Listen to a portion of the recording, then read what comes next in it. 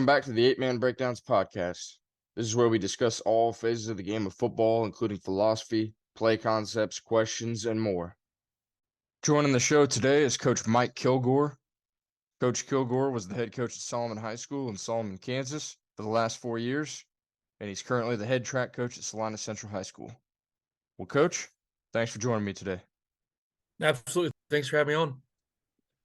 So here, first, just tell us a little bit about yourself and kind of your high school playing days, and then how you got into coaching football. Well, the way that I got brought up was, I grew up in Salina and graduated from Salina Central High School. And playing football was definitely a big thing, in Salina back in the early 90s, late 90s, early 2000s. And I played for a Hall of Fame coach, Marvin Diener. He won a lot of state championships at Salina Central, and then he moved on to Gardner Edgerton after I was gone. But playing through high school, when I freshman moving into high school, I knew that I had to work, and you had to work really hard to be able to play Friday Night Lights, and that was just bred into me. And moving up through high school, I became a sophomore.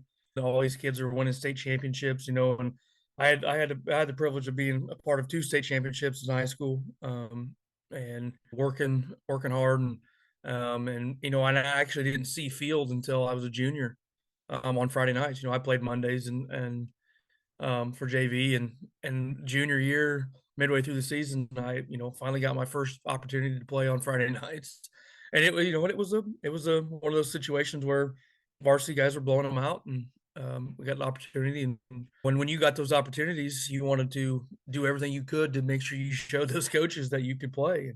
And I was able to do that, and then I started getting some more playing time on Friday nights throughout the rest of the season. And then, kind of senior year, it was my time to shine, um, and we played, and we came up short my senior year, but sophomore and junior year, I got to be part of that state championship teams, and we got beat by our crosstown rivals my senior year. But yeah, that's kind of my journey. But Marvin Diener was a big influence on me, and my defensive coordinator at the time was Michael Hall, um, and they became really good people to know, not only during high school but after high school. And then when I came back to Salina Central after graduating, I did some things after college. I worked construction, and I didn't really actually go to school to be a teacher, but I knew that I wanted to coach. And I came back, and I actually got to coach underneath my defensive coordinator, which was Michael Hall, and he was the head coach at Salina Central at the time, and that was pretty cool. So yeah, I got a couple questions based off of Yep. just some of the things you said. But so Salina Central, that's 5A, right? Yeah, it's 5A. 5A, okay. And then what year did you graduate from high I school? graduated in 2004. 2004. Okay, so and you guys won it your junior and senior year?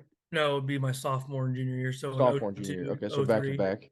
Yeah. And then so kind of talk about just kind of the style of offense you guys played when you were playing at Salina Central in high school. Offensively they were power high. They ran a fullback, tailback, and they were just pounding it. And the thing that a lot of people don't realize back then, in 2000, basically from 2000 to 2004, I mean, we had our offensive line averaged, it was probably about 308, 310 per person, and nobody could match up with that. And you just line up, and it was 3 yards in a cloud of dust. You know what I mean? Like but we were not like 3 yards in a cloud of dust. We were like, 15 yards, and and one arm tackle away from breaking it every time. Being able to, like Jake Sharp, I played with him, and he was a year younger than me. Being able to play against him, and he was just a downhill sideline to sideline, and then putting his foot in the ground and getting vertical. And um, that's how our offense was back then. And defensively, we were basically a 4-4, and we had our we played our gaps, and I played my senior year as a nose guard, and it was we played a shade, and we were just a 4-4, and basically a 4-4 cover three guy, and that's what it was. Okay, and so then that's probably not very common, and at least not maybe not anymore, averaging 300 No. plus up front on the line across the board. But yeah, that would definitely play into the strengths of the power eye for sure. But so then talk a little bit about that. I mean, obviously Didn't you coach there too at football I at did. Salina Central? I When did did. you coach there? So I started coaching in 2012 at Okay. Salina Central. That was kind of my debut, and I worked with Michael Hall. He was the head coach at the time, and worked up, and I was a freshman coach, offensive line, and then as my years went on, I became like the varsity offensive line coach.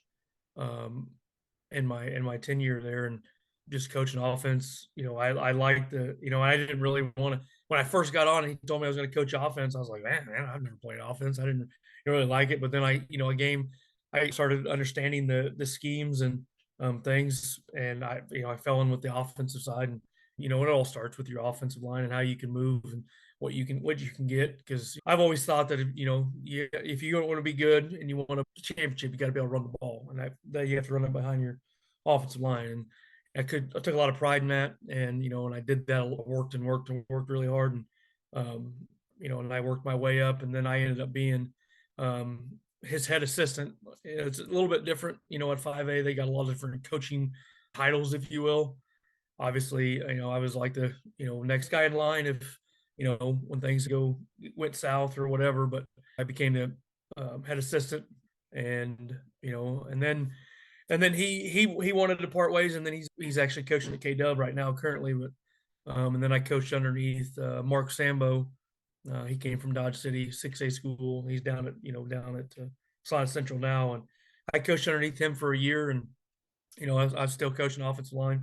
But his system, he had two offensive line coaches, um, and we doubled up on offensive line, which it's a good system to do, and you got the numbers, and you can have the ability to have coaches. And I was coaching the interior, basically center guard, and then Tony Chesney was coaching, basically tackle tight end type guys. Yeah, definitely. And you probably had 80 guys, or how many did you have on the roster? I'm sure you had tons, so you need that many coaches. Yeah, we probably were, I don't know, we were probably 80 to 90 Hmm. max. I think we hit 100 one time, but Wow. you know how they fall off sometimes. And then, yeah, like you said, you were coaching the freshman team and coaching O-line. So, I mean, yeah, they even had their own freshman team. That's unheard of when you're talking eight man. But Yeah, for yeah, sure. so you're there in 2012. You got started, and then you coach freshman O-line. Then you work up to head assistant coach, and then talk about how you got involved or connected to Solomon. I know your wife obviously teaches there. She still teaches there, right? Yeah, she still does. Okay. I actually, we lived in when when uh when we moved to Solomon. That would have been in probably 2000, and it would have been like 2009, 2010, somewhere in there, when Hmm. my wife Megan, started teaching there. And I got to know Tim Cross, which Tim was Solomon's football coach for a number of years. And um, I was working construction at the time, and then I'd drive by practices, and I just I'd stop and watch. I've always had that feel for coaching football. And I ended up, I think it was in when he made his last state run. I was actually helping him with stats on the sideline, just kind of here and there, just helping him out. We became pretty good friends over the time. And then I just kind of fell in, I liked the small community. I liked, how that was all going. And, um, when I quit and resigned at Salina Central, I wasn't expecting to coach. I wanted to spend some time with my family, do some things like that. But Coach David Straight, I meet him at a end of the school year barbecue type deal, and he kind of found out that I quit, and he kind of hit me up, and then some of the admin at Solomon, they reached out to me, and they just said that opportunity to do it. And so then I did it, and I fell in love with it. I fell in love with the kids. I fell in love with the 8-man game. And it's a different game than 11-man for sure. And I love it. Yeah, absolutely. And I obviously grew up in a different setting than you. I came from Baileyville, so a really small town and very similar to Solomon as far as number size, I guess, and just overall enrollment in the school building and obviously eight-man team. But talk about a little bit more like basically, did your offense and defense knowledge as far as coaching in the 11-man game, did that translate into how you started to coach an 8-man? Did you do anything new that you took from the 11-man game and try to translate it into the 8-man game? Or just kind of talk You about how know, you got started in the 8-man game. so in that 8-man game, I took what I knew from what 11-man, and I tried to convert it, and there's certain things that you can convert, certain things you cannot convert because you just don't have the numbers. And a lot of the stuff that we did 8-man wise, we kept. I basically treated us as a 5-man front up front offensively. Basically treating that as a center guard and two tackles, knowing that my tackles could release, depending on if they covered up or not, which opened up a lot of our scheme wise is what we did with that because we can uncover cover, try to disguise that a little bit. And we brought some of our power. I called it power. Pulling a guard, kick out. We actually we did a lot of counter tray. Pulling guard tackle. Yep. Um, and doing that stuff was able be able to coach that the coaching cues for that helped me from like 8-man game, and then obviously, then with that even said, we were always no huddle, 11-man, and being able to bring types of signals, and I wanted to go fast, and and you can only go as fast as your athletes let you go fast, but we train that way, and being able to just give one signal and they knew the play, or one call, they knew the play. We went from no huddle to NASCAR to no huddle to being able to do that and just knowing that terminology for that, and how we translate that to our kids. Me moving up in my years of coaching, that was helpful. No doubt. And we did that this year. We did all hand signals and no huddle. But the biggest thing that I learned this year was our kids had a ton of fun with it. You Right. see more and more teams going to the spread offense and then going no huddle and doing some hand signals or some nonverbal cues to call the plays in but yeah, our kids loved it and they had a lot of fun with it. But yeah, I like the no huddle stuff. I really do. Let's go into this next question here. What would you say kind of separates your program from others? And you kind of already said some of that where you treat your tight end kind of as a tackle or a traditional tackle for 11-man football. But is there anything else you would say that maybe separates your program from others or just the way you do things differently? What we did, and we had a pretty talented quarterback. The thing that I've learned over the years is that being able to run your quarterback is always a plus because if he can throw the ball and if he can run the ball, it's hard to defend. And that's I think that's what we had that. We had a couple kids when I first got to Solomon that was able to do that, and then with the quarterback that there's now, and he's able to do that. And I think that being able to disguise what you're going to do up front, I don't know, I called bozo, but we fake like a counter tray, but then we put our foot in the ground, and we got quarterback counter trade call, and then we put our foot in the ground, and then we're actually running the opposite of where our pullers are coming from. And being able to be able to disguise that, especially if you get a squeeze in the end, he's going to do it every time. He's going to squeeze and squeeze and squeeze and not come upfield, and he's going to follow that puller. Man, that's some of those things like that. I thought that we were able to bring to the table, made us a little bit different offensively, get harder on the defense just to prepare. If we're successful with one play, and they're having this, defensive coordinator spending, 2 or 3 times how to figure out how they're running this play. Um, that means that they're wasting reps on other things, defending the pass, defending the sweep, defending whatever it is. We and then on the last year we did a little flexing out of our tight end.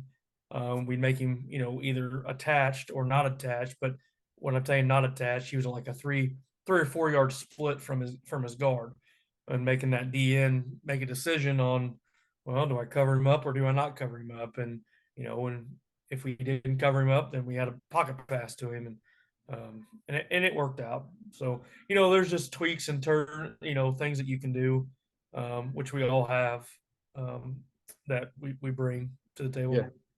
Yeah, and absolutely. Quarterback is important no matter what level, but yeah, at the 8-man level, if you got a quarterback that can run the ball, I mean, absolutely. And obviously, if they can throw it and run it. Let's kind of go on a little bit more into that. So just tell us a little bit more about this year, just kind of how things went. What'd you learn most about your team this year, and just kind of talk about this season. This past season was, was a great year. It was, we had a great senior leadership. We had 7 seniors, and they were with me for a long time, and doing that, they knew what was expected of everything, and they knew the expectation, and they led the charge, and I had a really good junior class, um, and there'll be 8 coming back for the seniors this next season, and they really stepped up. We started off with 5-on-5, and we went to Kansas Wesleyan actually had an 8-man camp for us, which was really great. And we started the summer off by doing that, and being able to see some of these athletes compete at that level against teams that they've never seen before, and some of the stuff that they did, it was really good. And we get into the season, and our kids, they battled, and they would just come up short, and we'd have to go, not really go back to the drawing board, but we had to just kind of redefine our identity, and our identity was being physical and being fast, and just making sure that the kids understood it, and we didn't get a lot of wins on the scoreboard this year, but that for me, when I told the kids, and I tell everybody, it's everybody wants to win. Sometimes you can put your best out there, and um and sometimes your opponents they're just better. And I think that's a little bit happened this year with us. And but the thing that our kids never did is they never quit. And one thing about that is, you can't coach that. That's just something that those kids have, and they trust you, and they believe in you, and they know that you're not going to quit. And that's just kind of how our season went.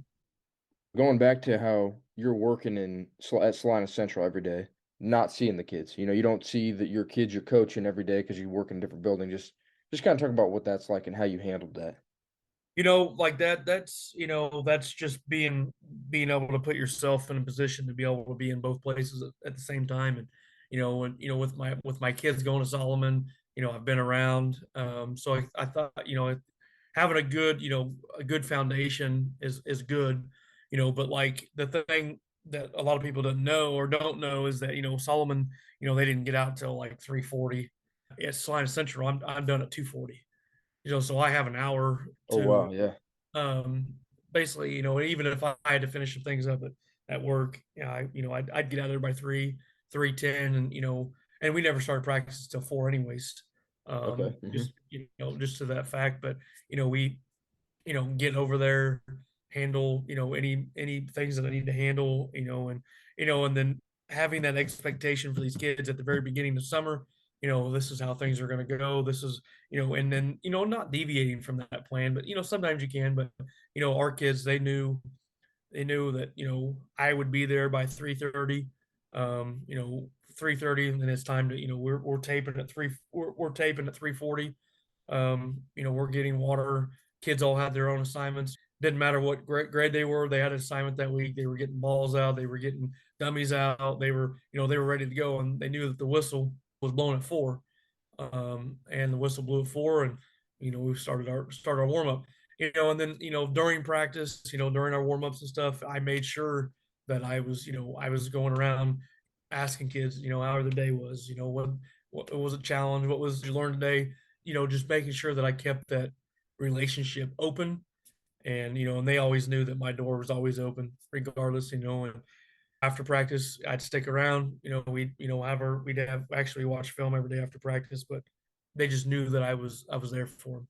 And building that trust is hard, as far as the younger kids coming in each year. So it's kind of making sure that we had a really good assistant in house that would handle most of that stuff too, because we actually only had one assistant that was in Kyler Stein. He was this past season. He was the only guy coach that we had that was in the building.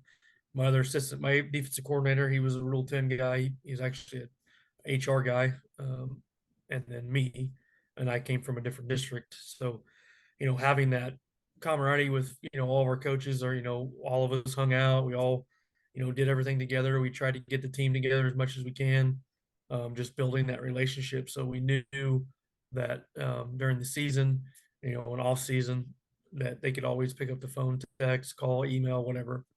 Yeah, I kept up with your Facebook page, honestly. I stole a bunch of stuff from you on there. Sure. I never heard of a school being out before 3, but that's interesting too. But I mean, obviously good for you. You had plenty of time to get over to practice and be there ahead of time if in case Yeah, anything. we go from 7 to 2:40 every day. Okay. Starting at 7, yeah. Wow, that's Actually, kids don't actually start till 7:40, but okay, gotcha. But yeah, so and I was trying to think here. It's been over 5 years since I was last at Solomon back in fall of 17. That was my last year we were playing football there, or I was coaching football there. And I was gonna ask though, did you guys still practice there out there on the baseball fields? we did. It was a very interesting. Yeah, it is.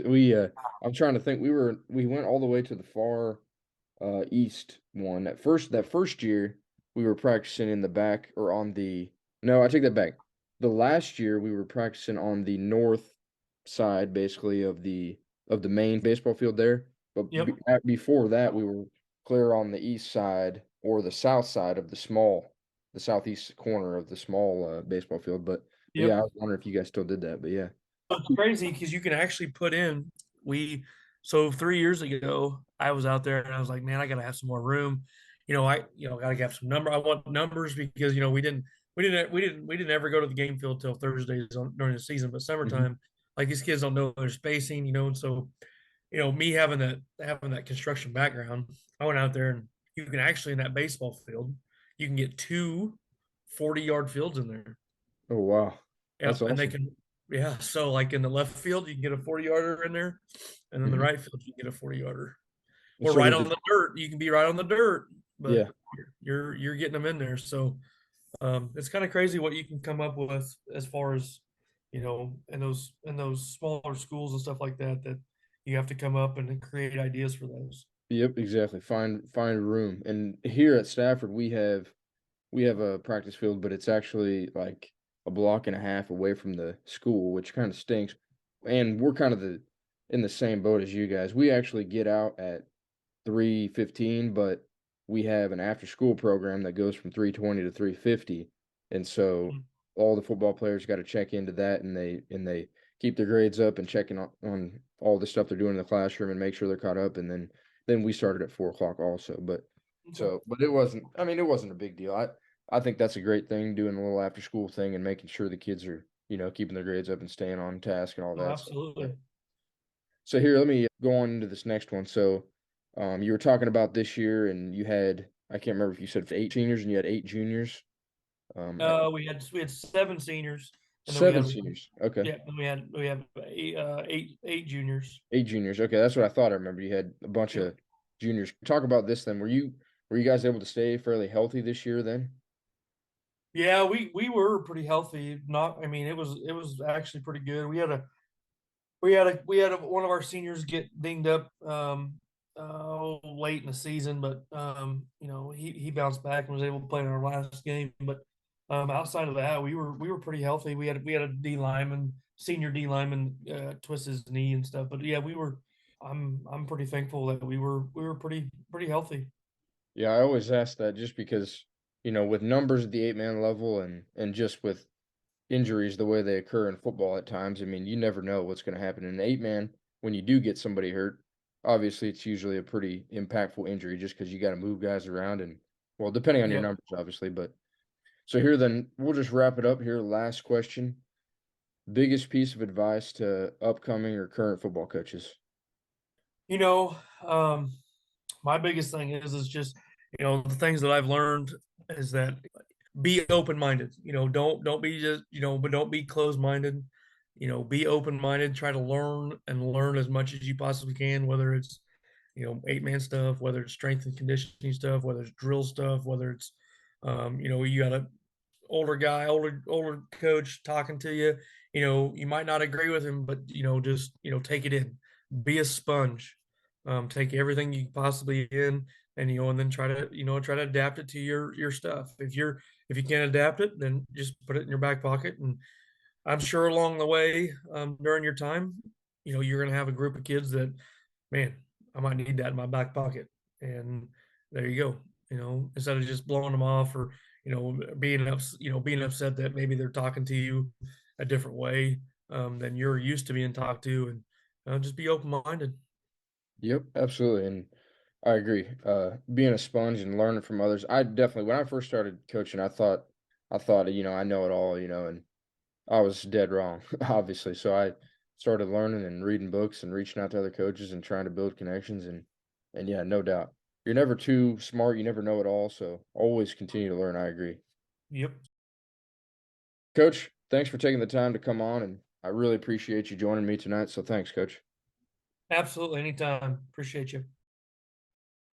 And that's going to do it for this episode of the 8-Man Breakdowns podcast. If you ever have a question for me, feel free to comment down below on this video or visit my bio to shoot me an email. If you've learned anything or enjoy any of these videos, please click subscribe and check out some of my other videos right here. And as always, guys, thanks for tuning in.